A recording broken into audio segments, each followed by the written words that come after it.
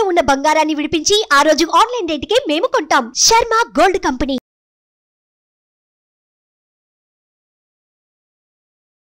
నమస్కారం, నేను మీ జాహ్నవి. అందరూ బాగున్నారు కదా?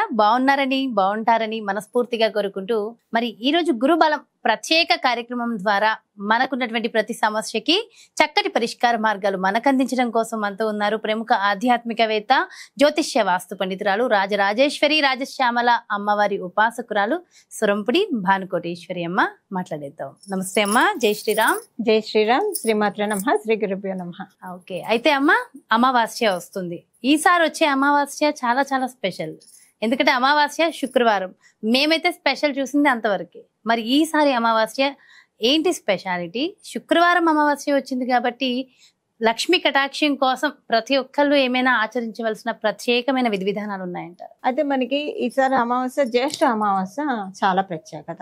ఎప్పుడైనా సరే ప్రతి మాసానికి వచ్చే అమావాస్యకి ఒక్కొక్క మనకి మళ్ళీ భాద్రపదంలో వచ్చే అమావాస్య మహాలయ అమావాస్య అంటారు. అలాగే జ్యేష్ఠ మాసంలో వచ్చే అమావాస్య మన జీవితంలో ఉన్న ఏ ఏ ఏ విషయాల్లో అయితే జ్యేష్ఠదేవి తిష్ట వేసుకొని కూర్చున్నా వాటన్నిటికీ ఉద్వాసన చెప్పవచ్చు. అంటే జ్యేష్ఠదేవి తిష్ట వేసుకొని కూర్చోవడం అంటే ఏమైనా మానసికంగా ఆవిడ ఉంటే డిప్రెషన్ ఉంటుంది వాళ్ళకి. ఎప్పుడు ఆవిడ ఎక్కడెక్కడైతే ఉంటుందో అక్కడ కష్టము ఇబ్బందులు ఉంటాయి. డబ్బు విషయంలో ఆవిడ ఉంటే ఆర్థిక ఇబ్బందులు ఉంటాయి. శరీరంలో ఆవిడ ఉంటే శారీరక ఇబ్బందులు ఉంటాయి, ఆరోగ్య సమస్యలు ఉంటాయి. సో ఇలా జ్యేష్ఠాదేవికి ఉద్వాసన చెప్పడానికి ఈ అమావాస్య చాలా బాగా మనకు ఉపకరిస్తుంది.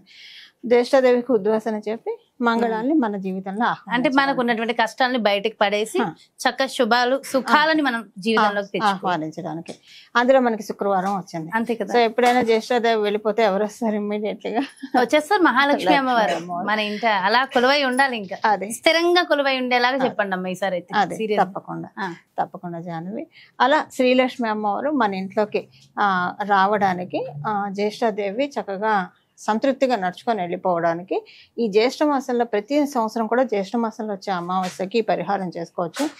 ఈ జ్యేష్ఠ మాసంలో వచ్చే ఈ అమావాస్యను అస్సలు మిస్ కాకూడదు. ఎందుకంటే శుక్రవారము మనకి పంచాంగ గణనాల ప్రకారము ఆ రోజు మంచి యోగం కూడా ఉంది, పద్మయోగం తోటి కూడి ఉంది.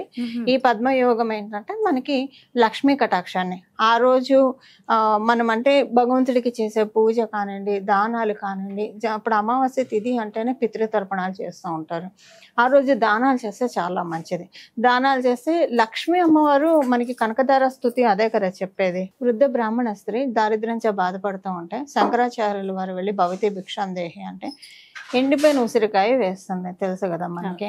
సో ఆవిడ దారిద్ర్యానికి బాధపడి అమ్మవారిని స్తుతిస్తే ఈమె ఏమీ దానం చేయలేదు, నేను ఎలా కరుణించిన శంకర అంటే ఈ ఉసిరికాయ దానం చేసింది కదా తల్లి, ఇది చాలా దాన్ని ఆవిడని కనకదార స్తుతితో ఆవిడని స్తోత్రం చేస్తే వెంటనే బంగారు ఉసిరికాయలు కురిపించినట్లు. ఎప్పుడైనా అమావాస్య తిథి శుక్రవారం వస్తే ఆ రోజు ఎంత దానం చేస్తే అంత మంచిది. శుక్రవారము ₹1 కూడా బయటకి ఇవ్వకూడదు, కానీ దానం చేయాలి, అమ్మవారి ప్రీతిగా దానం చేయాలి. ఖర్చులు పెట్టకూడదు, ఎక్కువ ఖర్చులు పెట్టొద్దు. విడి శుక్రవారాల్లో మీరు ఇవ్వకండి. ఈ జ్యేష్ఠ అమావాస్యకి అసలు ఎప్పుడైనా సరే అమావాస్య శుక్రవారం వస్తే చేయాలి, ఎప్పుడైనా విడిగా తీసేసండి.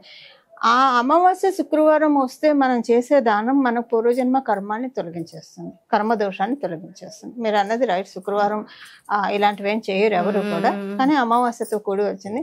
మన అదృష్టం ఏంటంటే జ్యేష్ఠ మాసం కూడా అయింది. ఆ రోజు పద్మయోగం తోటి కూడి ఉంది. ఈ రోజు ఎంత జ్యేష్ఠాదేవి అంటాం కదా, ఆవిడ్ని పంపించేసే. అందుకే నేను అన్న జ్యేష్ఠాదేవికి ఉద్వాసన పలికే మాసం. జ్యేష్ఠ నక్షత్రం మనకి ఇప్పుడు మాసాలు ఎలా ఏర్పడతాయి? చంద్రుడు ఆ నక్షత్రంలో పౌర్ణమి రోజు ఉంటాయి కదా.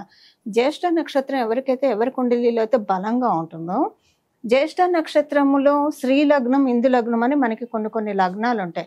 అవి ఏంటంటే లక్ష్మీ అమ్మవారు అంటే కటాక్షం కలిగింది. లక్ష్మీ అమ్మవారు మన చాట్లో ఉండేది. కొంతమంది చాట్స్లో పరమశివుడు కొలువై ఉంటారు. ప్రతి ఒక్కళ్ళ చాట్లో ఇందు లగ్నం, శ్రీ లగ్నం అనేవి ఉంటాయి, ఖచ్చితంగా ప్రతి ఒక్కళ్ళకు ఉంటుంది. కానీ అవి యాక్టివేట్ అయ్యాయో లేవో చూసుకోవాలి. ఆ ఇందు లగ్నం, శ్రీ లగ్నంలో లక్ష్మీ అమ్మవారు కూర్చొని ఉంటే కనుక డెఫినెట్గా లక్ష్మి కటాక్షాన్ని ఇస్తుంది. సపోజ్ అది వృశ్చిక రాశిలో పడింది అనుకోండి, ఎందుకంటే మనకి జ్యేష్ఠ నక్షత్రం వృశ్చిక రాశి కాబట్టి అందులో ఎవరికైనా ఇందు లగ్నం, శ్రీ లగ్నం పడితే కనుక వాళ్ళు ఈ పరిహారం చేస్తే వెంటనే అఖండ ధనయోగం ఇంకా అక్కడ నుంచి వాళ్ళకి ఎలా వచ్చే 5 తెలుస్తుంది మన సంవత్సరాలు జాతక పరిశీలన పరిశీలన సో చేసుకుంటే ఇమీడియట్ గా అనిపిస్తూ ఉంటది కదా మనకి నా జాతకంలో ఉందా ఇది? అదే తెలుస్తుంది. ఒకవేళ మీకు వృశ్చిక రాశి ఏ ఏ భావాల్లో పడితే అక్కడ మనకి ఇప్పుడు మీది మకర రాశి మకర కుంభ రాశి లగ్నాలు కదా, మీకు కెరియర్ పరంగా బాగుంటుంది. మీకు 10th and 11th యాక్సెస్ పడింది వృశ్చిక రాశి. 11th అంటే మీ కోరికలు తీరుతాయి. అది ధన పరంగా అనుకోండి, ఏ పరంగా అయినా సరే కోరికలు తీరుతాయి. అలాగే వృత్తిపరంగా కూడా చాలా స్ట్రాంగ్ అవడానికి ఈ జ్యేష్ఠ మాసంలో వచ్చే అమావాస్య మీకు డెఫినెట్ గా ఉపకరిస్తుంది.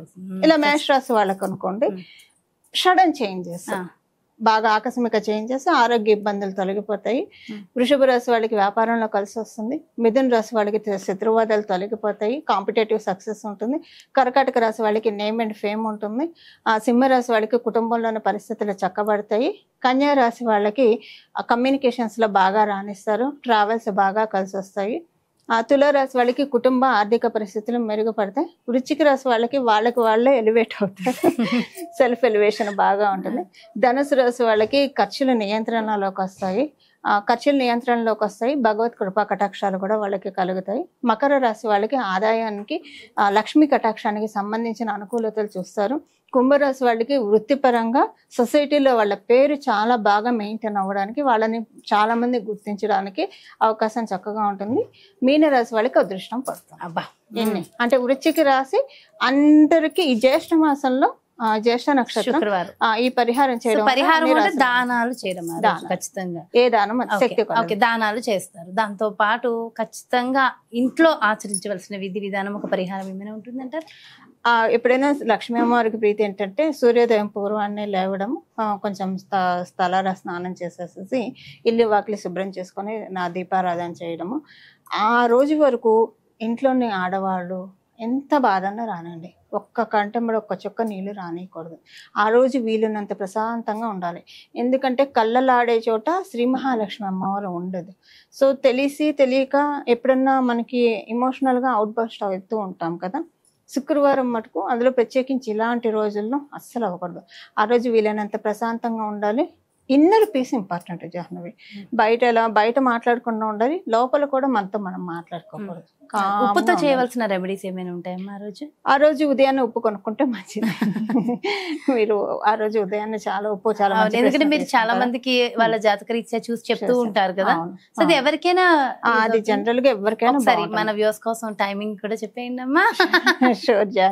ఇది ఎందుకంటే చాలా మంది చేసి ఫలితం పొందిన రెమెడీ మీ నోటి నుంచి నేను ఈ రోజు ఎలాగైనా అంటే ఆ రోజు ఖచ్చితంగా చేయడం, మన వ్యూస్ అందరికి మంచి జరగాలమ్మా, ప్రతి ఒక్కరికి మంచి జరగాలి, అది ఒక్కటే ధ్యేయం అంతే. మీ సంకల్పం సత్సంకల్పానికి ఎప్పుడు భగవత్ కృప భగవత్ తోడు ఎప్పుడు ఉంటుంది. 6:30 to 7:30 మధ్యలో కళ్ళు ఉప్పు తెచ్చుకోవాలంటే ఆలోగా ఏం కొనకూడదు. ఫస్ట్ ఖర్చు పెట్టేది అదే రూపాయి ఉండాలి. నరదిష్టి, నరఘోష, దిష్టి దోషాలు, లేదా గ్రహ దోషాలు, గ్రహ పీడలు, ఇప్పుడు మనం ఎదుగుతున్న క్రమంలో ఇలాంటివన్నీ లేకుండా చక్కగా ఎదుగుతాం. చాలా మంది మనల్ని వెనుదటి ప్రోత్సహిస్తారు. పోనీ ప్రోత్సహించకపోయినా పర్వాలా, మన ఎదుగుదల చూసి ఈర్ష్యపడకుండా ఉంటే చాలు. అలా లేకుండా కట్ చేస్తాను. అద్భుతం, చాలా సంతోషం. అండ్ ఉప్పు ఆ రోజు ఉప్పు కళ్ళతోటి చాలా రెమెడీస్ ఉంటాయి, సరే అది సెపరేట్ గా చేద్దాము. ఓకే, ఉప్పు కళ్ళతో స్నానం కూడా ఆ రోజు చేయొచ్చు అంటే వాటర్ లో వేసుకుని అదే మీరు చెప్పిన దృష్టి దోషాలన్నీ కూడా తొలగిపోతాయి. సో ఓవరాల్ గా చాలా చాలా అద్భుతమైన యోగాలు ఉన్నటువంటి రోజు. అండ్ మొత్తం 12 రాశులకి సంబంధించి కూడా అలా చెప్పేశారు. చాలా చాలా సంతోషం అమ్మా, ఎంతో చక్కటి విషయ పరిజ్ఞానాన్ని, చక్కటి పరిష్కార మార్గాల్ని మా అందరికీ అందించారు. Thank you so much. జై శ్రీరామ్. మంగళం. నమో భగవతే వాసుదేవాయ. చూసారు కదండి, మరి ఇది అమావాస్య శుక్రవారం, ఎంతో ప్రత్యేకమైనటువంటి ఆ రోజున మనందరం కూడా ఖచ్చితంగా ఆచరించవలసిన విధి విధానాలు, మరి ఏ రాశి వారికి ఎలాంటి ఫలితాలు వస్తాయి అనేది కూడా డీటెయిల్ గా ఎక్స్ప్లెయిన్ చేస్తూ ఖచ్చితంగా ప్రతి ఒక్కళ్ళు ఆచరించవలసిన విధి విధానాలు కూడా చెప్పేశారు కదా. సో డెఫినెట్ గా ఇవన్నీ ఫాలో అయిపోతే జీవితం చాలా చాలా బాగుంటుంది. మరో ప్రత్యేకమైన కార్యక్రమంతో మళ్ళీ మీ ముందుకు వచ్చేస్తాను. మరి అలాగే మీ యొక్క జాతకానికి సంబంధించి కానీ, లేదంటే మీ ఇంటి వ్యాపార వాస్తుకు సంబంధించి కానీ ప్రత్యేకంగా మరి పరిష్కార మార్గాలు కావాలి, భానుకోటేశ్వరి అమ్మ అపాయింట్మెంట్ కావాలి అంటే ఇంకెందుకు ఆలస్యం, వెంటనే క్రింద డిస్ప్లే అవుతున్నటువంటి నెంబర్స్ కి కాల్ చేయండి, అపాయింట్మెంట్ తీసుకోండి. జై శ్రీరామ్. సుమన్ టీవీలో మీ పర్సనల్ అండ్ బిజినెస్ ప్రమోషన్స్ కోసం కింది నెంబర్ కి కాంటాక్ట్ చేయండి.